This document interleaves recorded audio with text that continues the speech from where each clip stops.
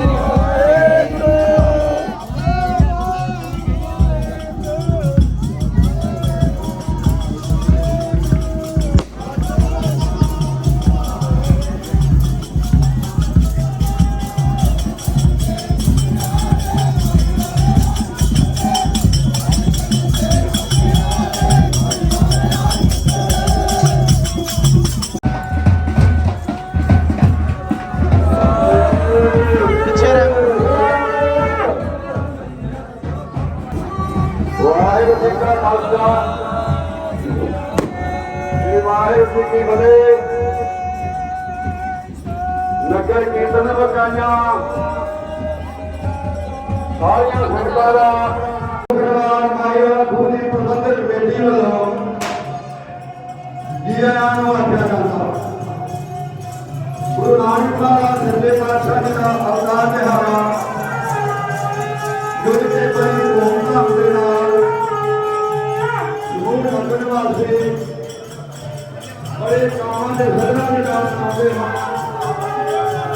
ਗੁਰੂ ਨਾਨਕ ਮਹਾਰਾਜ ਦੇ ਅਵਤਾਰ ਦਿਹਾੜੇ ਦੀਆਂ ਸਾਰੀਆਂ ਸੰਗਤਾਂ ਨੂੰ ਬਹੁਤ ਬਹੁਤ ਵਧਾਈ ਹੋਵੇ। ਨਾਮ ਦੇ ਨਕ ਧਿਆਈ ਸੰਗੀ ਸਾਥੀ ਲਗਨ ਕਰਾਈ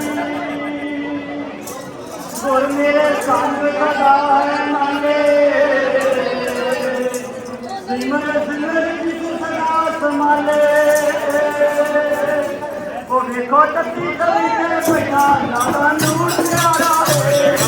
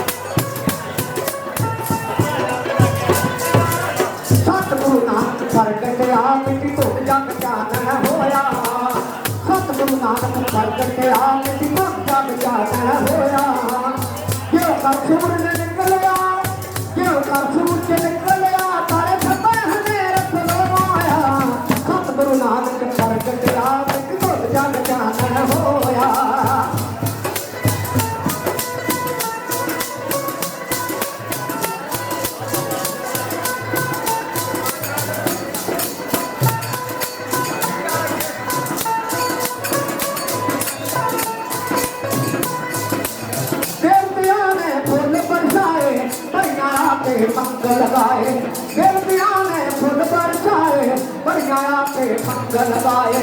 पुनिया दा चन बन के आ गया, पुनिया दा चन बन के आ गया। रुशनाइयां रुशनाइयां पुनिया दा चन बन के आ गया। रुशनाइयां रुशनाइयां सतगुरु नानक प्रगट आप जब जग जाना होया। क्यों करसूर के निकलिया तारे छपे हनेर खुलवाया। सतगुरु नानक प्रगट आप जब जग जाना होया।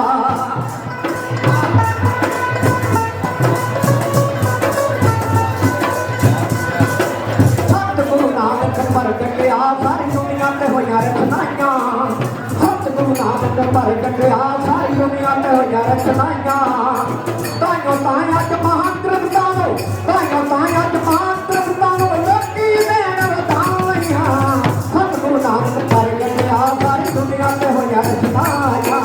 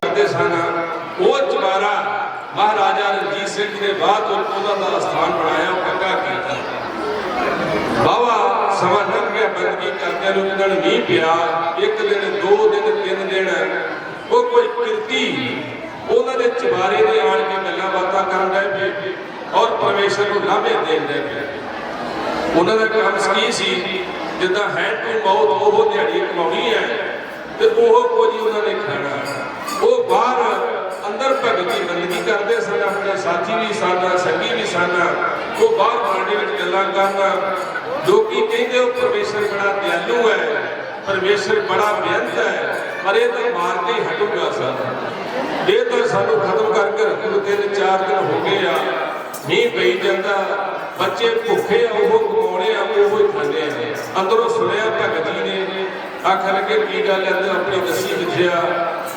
ਆਪਣੀ ਵਿਖਿਆ ਦੱਸੀ ਤੇ ਆਖਣ ਲੱਗੇ ਕੰਮ ਤੁਹਾਨੂੰ ਦੇ ਦੇਣੇ ਕਰੋਗੇ ਜ਼ਰੂਰ ਕਰਾਂਗੇ ਤੇ ਕੀ ਕੰਮ ਹੈ ਕਿੰਨੀ ਦਿਹਾੜੀ ਮਿਲਦੀ ਆ ਉਸ ਸਮੇਂ ਦੇ ਹਿਸਾਬ ਨਾਲ ਆਨੰਦਵਾਦੀ ਨੂੰ ਆਪਣੀ ਦਿਹਾੜੀ ਦੱਸੀ ਸਾਨੂੰ ਇੰਨੀ ਦਿਹਾੜੀ ਮਿਲਦੀ ਹੈ ਆਂਦੇ ਦਿਹਾੜੀ ਵੀ ਡਬਲ ਮਿਲੂਗੀ ਤੇ ਪ੍ਰਸ਼ਾਦਾ ਪਾਣੀ ਵੀ ਮਿਲੂਗੀ ਇੱਕ ਕੰਮ ਕਰਨਾ ਦੱਸੋ ਭਗਤ ਜੀ ਛੇਤੀ ਦੱਸੋ ਕੀ ਕੰਮ ਕਰਨਾ ਮਾਲਾ ਫੜਾ ਦਿੱਤੀਆਂ ਹੱਥ ਵਿੱਚ ਆਂਦੇ ਕਤਾਰ ਦੇ ਵਿੱਚ ਬਹਿ ਜਾਓ ਤੇ ਰਾਮ ਰਾਮ ਰਾਮ ਦਾ ਸਿਮਰਨ ਕਰਨਾ ਕਰੋ ਹੋ ਗੁਰਮੁਖ ਪਿਆਰਿਓ ਅੱਧਾ ਪੌਣਾ ਘੰਟਾ ਨਿਕਲਿਆ ਹੱਥ 'ਚ ਮਾਲਾ ਫੜਾ ਦਿੱਤੀਆਂ ਭਗਤ ਜੀ ਸਾਡੇ ਕੋਈ ਵੀ ਇਹ ਕੰਮ ਹੁੰਦਾ ਆਖੜੇ ਔਖਾ ਸਾਚਾ ਨਾਮ ਪਰਮੇਸ਼ਰ ਦਾ ਨਾਮ ਜੋ ਅਸੀਂ ਕਹਿੰਦੇ ਆ ਔਖਾ ਤੇ ਵੀ ਬਹੁਤ ਹੈ ਪਰ ਗੁਰਮੁਖ ਪਿਆਰਿਓ ਜੇ ਕਿਤੇ ਮਨ ਸੁਣੇ ਜੇ ਕਿਤੇ ਮਨ ਸੁਣੇ ਮਨ ਦਾ ਚੌਕੜਾ ਲੱਗ ਜਾਵੇ ਉਹ ਗੁਰਮੁਖ ਪਿਆਰਿਓ ਉਹ ਔਖਾ ਹੈ ਉਹਨੂੰ ਕਿਹਾ ਇੱਕ ਘੜੀ ਆਦੀ ਹੁੰਦੇ ਆਦ ਧਰਤੀ ਸੇਤੀ ਗੋਸਤੇ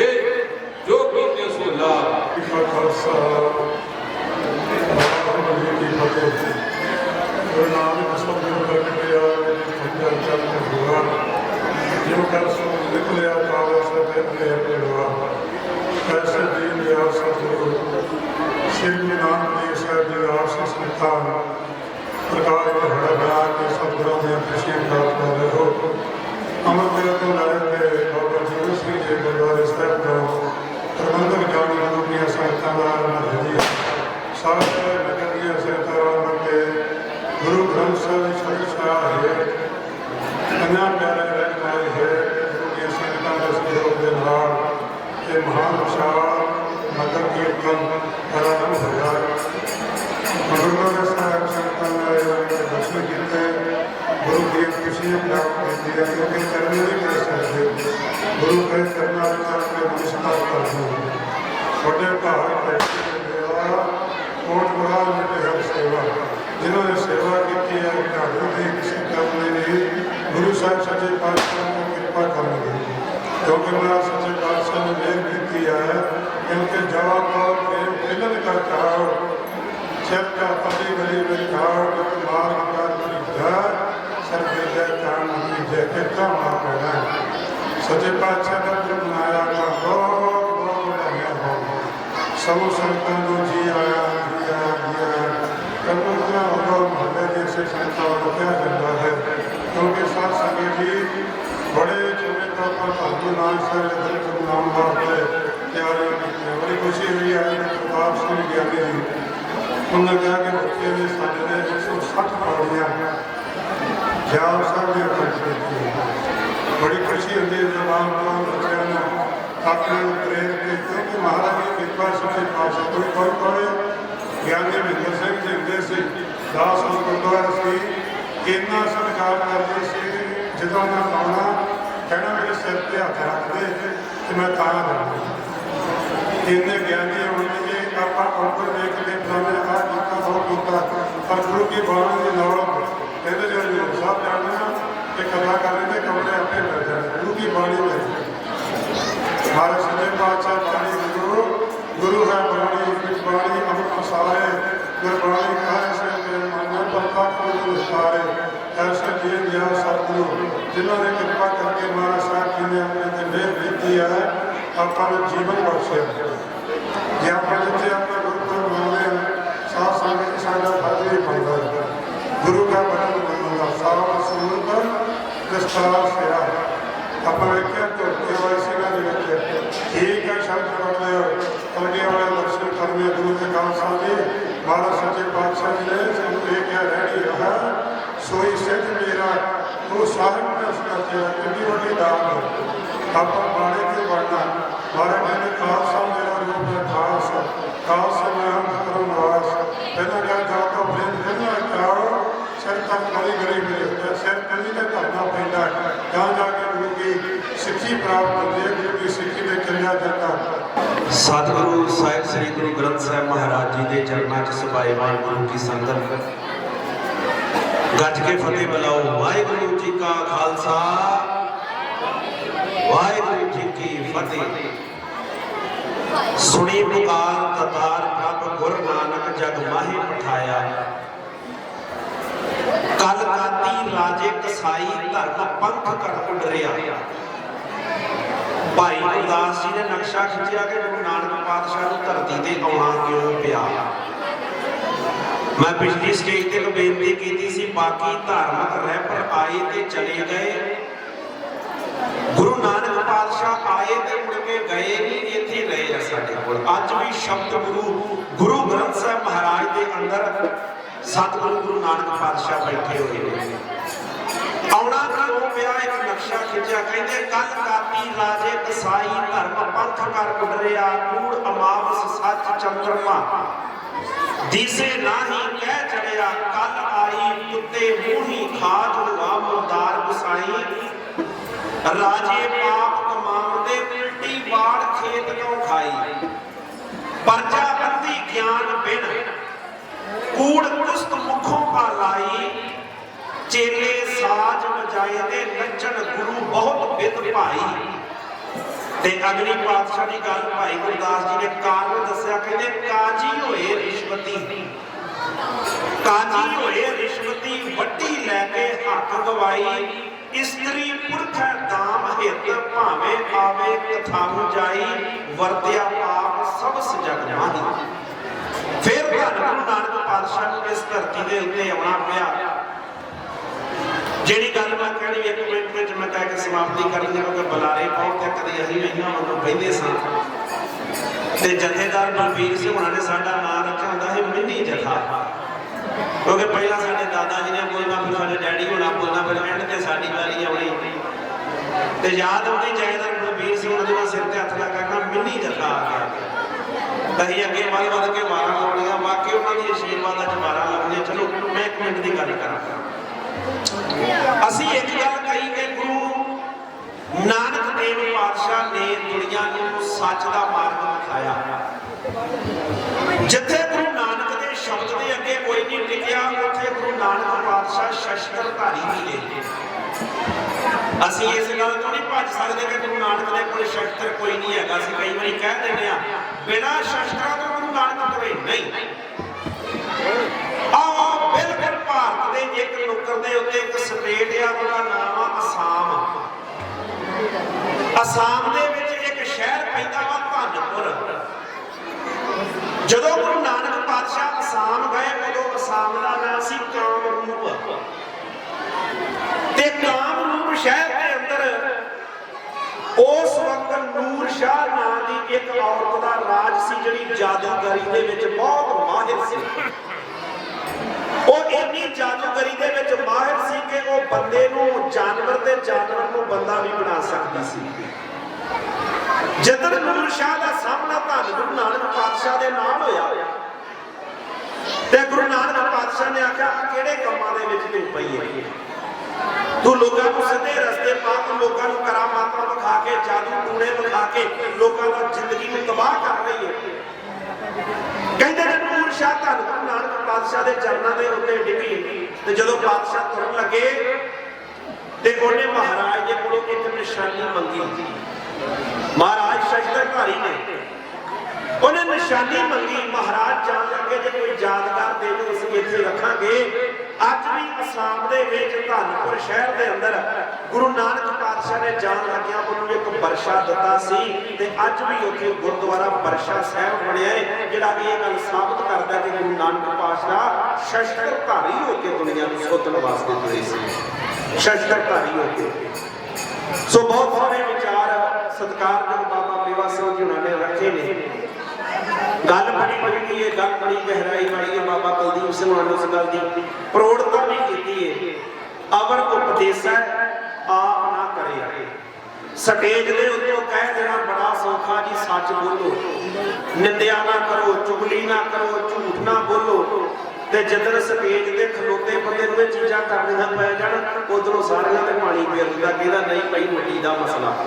ਅਵਰ ਉਪਦੇਸੈ ਆਪ ਨਾ ਕਰੇ। ਲੋਕਾਂ ਨੂੰ ਮੱਤ ਦੇਣੀ ਬਹੁਤ ਸੌਖੀ ਆ, ਲੋਕਾਂ ਨੂੰ ਉਪਦੇਸ਼ ਦੇਣਾ ਬਹੁਤ ਸੌਖਾ ਵਾ, ਸਟੇਜ ਤੇ ਗਿਆਨ ਘੋਟਣਾ ਬਹੁਤ ਸੌਖਾ ਵਾ। ਤੇ ਜਦੋਂ ਉਸ ਗਿਆਨ ਦੇ ਉੱਤੇ ਚੱਲਣ ਦਾ ਮੌਕਾ ਮਿਲੇ, ਉਧਰ ਬਹੁਤੇ ਲੋਕੀ ਚੱਲਿਆ ਨਹੀਂ ਕਰਦੇ। ਸਾਨੂੰ ਮਾਣ ਹੋਣਾ ਚਾਹੀਦਾ ਸਾਡੇ ਨਗਰ ਦੇ ਗ੍ਰੰਥੀ ਸਿੰਘਾਂ ਦੇ ਉੱਤੇ। ਬਾਬਾ ਮੇਵਾ ਸਿੰਘ ਜੀ, ਬਾਬਾ ਸਕੱਤਰ ਸਿੰਘ ਜੀ, ਸਤਿਕਾਰਯੋਗ ਬਾਬਾ ਸੁਖਦੇਵ ਸਿੰਘ ਜੀ, ਜਿੰਨੇ ਵੀ ਸਾਡੇ ਹੋਰ ਵੀ ਗ੍ਰੰਥੀ ਸਾਹਿਬਾਨ ਨੇ ਬਾਕੀ ਦੋ ਗੁਰਦੁਆਰਿਆਂ ਦੇ ਵਿੱਚ ਵੀ ਬੜੀ ਮਿਹਨਤ। ਕਦੀ ਮੇਰੇ ਨਾਲ ਦੇ ਸਾਡੇ ਰਾਤ ਘਰ ਰਹਿਣ ਨਾ ਤੇ ਚਾਰ ਮੇਰੇ ਗੁਰਦੁਆਰਿਆਂ ਦੇ ਵਿੱਚੋਂ ਵਾਹਿਗੁਰੂ ਦਾ ਸਿਮਰਨ ਦੀ ਆਵਾਜ਼ ਆ ਰਹੀ ਹੁੰਦੀ ਹੈ। ਉਹ ਕਹਿੰਦੇ ਨੇ ਬਾਕੀ ਤੁਹਾਡਾ ਨਗਰ ਬਾਕੀ ਪਿੰਡਾਂ ਦੇ ਨਾਲੋਂ ਕੁਝ ਵੱਖਰਾ ਹੈ। ਅੱਜ ਸਾਡੇ ਪਿੰਡ 'ਚ ਸਾਰਾ ਕੁਝ ਹੈਗਾ, ਬੁਲਾਰੇ ਵੀ ਹੈਗੇ ਆ, ਵਕੀਲ ਹੈਗੇ ਆ, ਪੁਲਿਸ ਵਾਲੇ ਹੈਗੇ ਆ, IPS ਅਫਸਰ ਹੈਗੇ ਆ, ਸਾਰਾ ਕੁਝ ਹੈਗਾ, ਖਿਡਾਰੀ ਵੀ ਸਾਡੇ ਪਿੰਡ 'ਚ ਹੈਗੇ ਆ।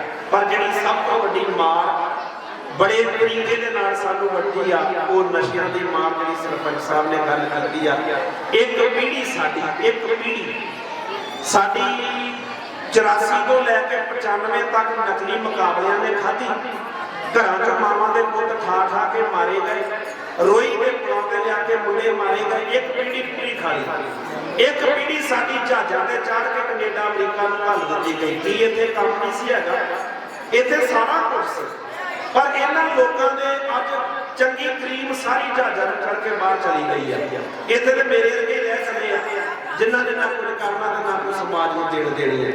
ਜਿੰਨਾ ਪੜ੍ਹਿਆ ਲਿਖਿਆ ਸਮਾਜ ਸਾਡੇ ਦੇਸ਼ ਦਾ ਕੁਝ ਸਵਾਰ ਸਕਦਾ ਸੀ, ਸਾਡੀ ਕੌਮ ਦਾ ਭਵਿੱਖ ਸੀ, ਉਹ ਇੱਕ ਪੀੜ੍ਹੀ ਅਸੀਂ ਨਕਲੀ ਮੁਕਾਬਲਿਆਂ 'ਚ ਮਰਵਾਈ ਹੈ ਕਿ ਜਹਾਜ਼ਾਂ ਤੇ ਚੜ੍ਹ ਕੇ ਬਾਹਰ ਘਾਲੀ, ਤੇ ਤੀਜੀ ਪੀੜ੍ਹੀ ਅਸੀਂ ਸਾਡੇ ਵਿਹੰਦਿਆਂ ਜ਼ਹਿਰ ਦੇ ਟੀਕੇ ਲਾ ਕੇ, ਨਸ਼ਿਆਂ ਦੇ ਟੀਕੇ ਲਾ ਕੇ ਉਹ ਦੂਜਿਆਂ ਨੂੰ ਤਬਾਹ ਕਰਨ ਦੇ ਉੱਤੇ ਐਨ ਤੁਲ ਚੁੱਕੀ ਹੈ। ਤੇ ਯਾਦ ਰੱਖਿਓ, ਜਿਹਨੇ ਕਿਸੇ ਦਾ ਦੀਵਾ ਬੁਝਾ ਕੇ ਆਖਿਆ ਨਾ ਵੀ ਮੇਰੇ ਦੋ ਜਗ ਜਾਣ, ਦੀਵਾ ਉਹਦਾ ਵੀ ਕਦੀ ਨਹੀਂ ਜਗਿਆ, ਕਿਉਂਕਿ ਇੱਥੇ ਹੀ ਸਾਰਾ ਕੁਝ ਨਿਬੜਦਾ ਹੈ, ਇੱਥੇ ਨਿਬੇੜਾ ਹੈ। ਸਾਡੇ ਵਿਹੰਦਿਆਂ ਸਮਾਜ ਅੰਦਰ ਝਾਤੀ ਮਾਰੋ, ਕਿੰਨੇ ਲੋਕ ਗਰਕ ਹੋ ਗਏ ਜਿਨ੍ਹਾਂ ਨੇ ਚਮਦੀਆਂ ਚਲਾਈਆਂ। ਮੈਂ ਕਿਹਾ ਕੋਈ ਗੱਲ ਨਹੀਂ, ਸਾਨੂੰ ਕਿਹੜਾ ਕੋਈ ਵਿਹੰਦਾ ਹੈ।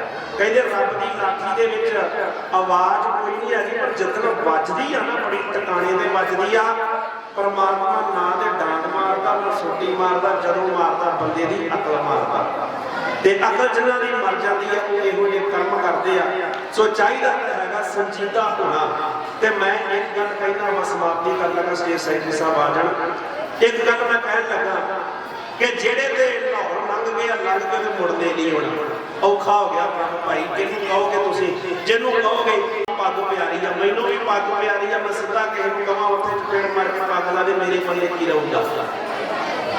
ਜਿਹੜੇ ਨਿੱਕੇ ਨਿਆਣੇ ਆ ਵਾ ਤੁਹਾਡੇ 5 7 8 9 10 12 ਸਾਲ ਦੇ, ਇਹਨਾਂ ਨੂੰ ਸਾਂਭੋ। ਔਖੇ ਹੋ ਜਾਓ, ਸੌਖੇ ਹੋ ਜਾਓ, ਪੈਸੇ 4 ਘੱਟ ਕਮਾ ਲਓ, ਰੋਟੀ ਥੋੜੀ ਘੱਟ ਖਾ ਲਓ, ਜਿੱਦਾਂ ਮਰਜ਼ੀ ਗੁਜ਼ਾਰਾ ਕਰ ਲਓ, ਕੱਪੜੇ ਸਸਤੇ ਪਾ ਲਓ, ਕੋਠੀ ਛੋਟੀ ਬਣਾ ਲਓ, ਪਰ ਇਹਨਾਂ ਦੇ ਉੱਤੇ ਧਿਆਨ ਦਿਓ, ਜਿਹੜੇ ਲੰਘ ਕੇ ਉਹਦੇ ਮੁੜਦੇ ਨਹੀਂ ਹੋਣ।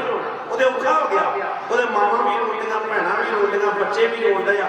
ਸਾਡਾ ਪਾਪਾ ਰਾਤ ਨੂੰ ਡਿੱਗਦਾ ਹੁੰਦਾ ਤੇ ਸਾਡੇ ਪਾਪੇ ਦੀ ਹਾਲਤ ਵੀ ਲੱਭ ਕੇ ਲਿਆਉਣਾ ਪੈਂਦਾ ਮਾਵਾਂ ਨੂੰ ਪੁੱਤ। ਤੇ ਯਾਦ ਰੱਖੋ, ਨਿੱਕੇ ਬੱਚੇ ਨੇ ਤੁਹਾਡਾ ਭਵਿੱਖ ਨੇ, ਇਹਨਾਂ ਹੋਰ 5-4 ਸਾਲ ਨੂੰ ਵੱਡੇ ਹੋ ਜਾਣਾ ਵਾ।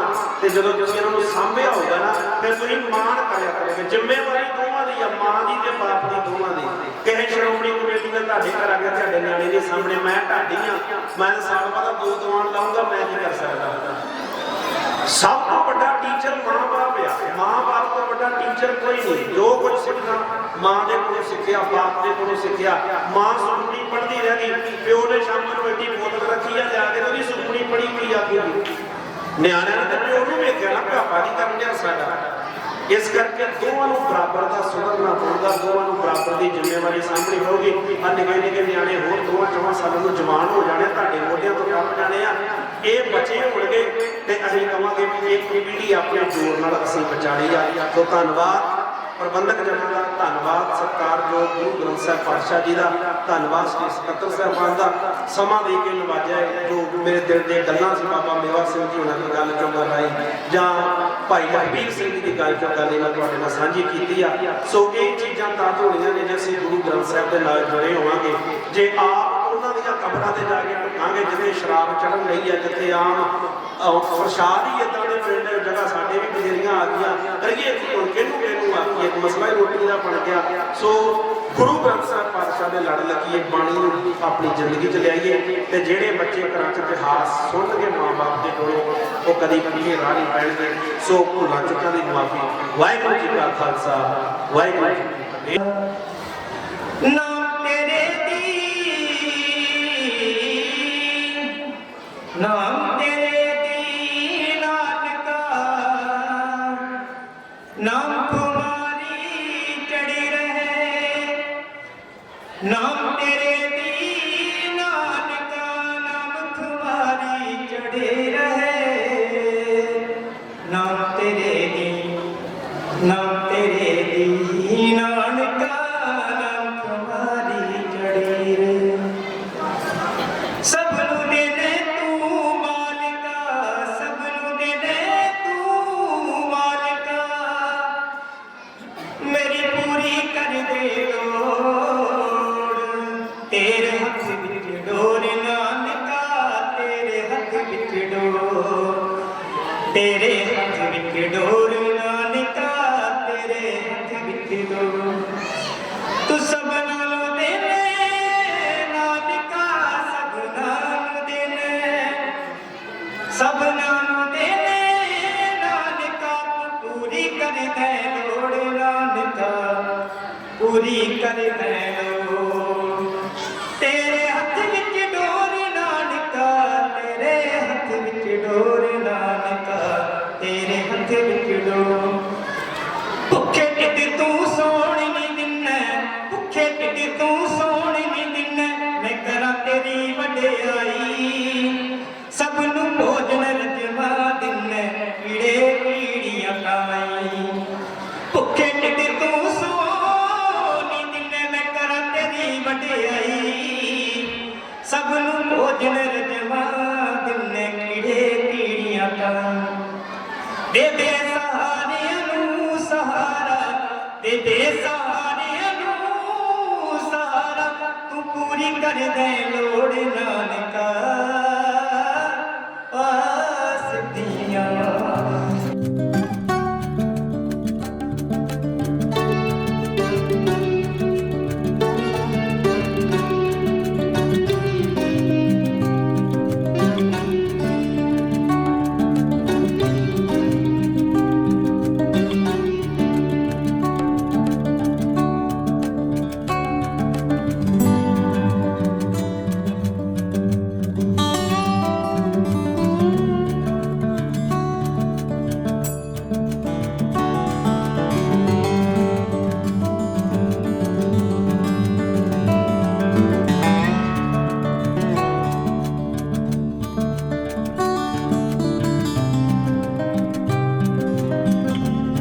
ਨਗਰ ਕੀਰਤਨ ਦੀ ਹੁਣ ਸਮਾਪਤੀ ਹੋਣ ਵਾਲੀ ਆ। ਜਿਹੜੇ ਗੁਰਦੁਆਰੇ ਸਾਹਿਬ ਤੋਂ ਨਗਰ ਕੀਰਤਨ ਆਰੰਭ ਹੋਇਆ ਸੀ ਉੱਥੇ ਪਹੁੰਚਣ ਵਾਲਾ ਆ ਤੇ ਉੱਥੇ ਹੀ ਸਮਾਪਤੀ ਹੋਏਗੀ।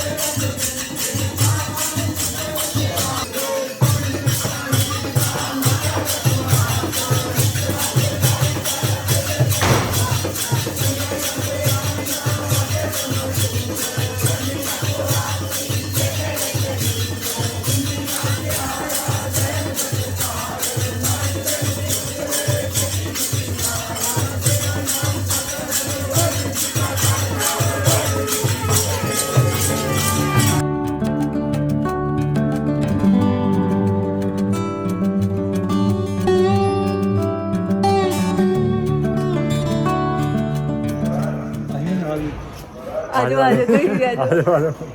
ਗੁਰੂ ਨਾਨਕ ਸਾਹਿਬ ਜੀ ਦੇ ਪ੍ਰਕਾਸ਼ ਪੁਰਬ ਦੀਆਂ ਸਭ ਨੂੰ ਵਧਾਈਆਂ ਹੋਣ। ਜਿਹੜਾ ਸਾਡੇ ਪਿੰਡ ਦੇ ਵਿੱਚ ਨਗਰ ਕੀਰਤਨ ਨਿਕਲਿਆ ਹੈ ਉਹਦੀ ਸਮਾਪਤੀ ਹੋ ਚੁੱਕੀ ਆ ਤੇ ਗੁਰੂ ਘਰ ਵੱਲੋਂ ਆਪਾਂ ਨੂੰ ਸਨਮਾਨਿਤ ਵੀ ਮਿਲਿਆ ਆ ਤੇ ਗੁਰੂ ਸਾਹਿਬ ਜੀ ਦਾ ਕੋਟਾਨ ਕੋਟ ਧੰਨਵਾਦ।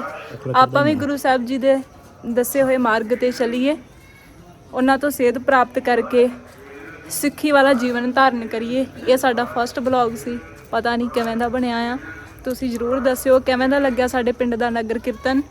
ਠੀਕ ਆ, ਲਾਈਕ ਸ਼ੇਅਰ ਕਮੈਂਟ ਸਾਰੇ ਜਣੇ ਜ਼ਰੂਰ ਕਰਿਓ। ਵਾਹਿਗੁਰੂ ਜੀ ਕਾ ਖਾਲਸਾ, ਵਾਹਿਗੁਰੂ ਜੀ ਕੀ ਫਤਿਹ।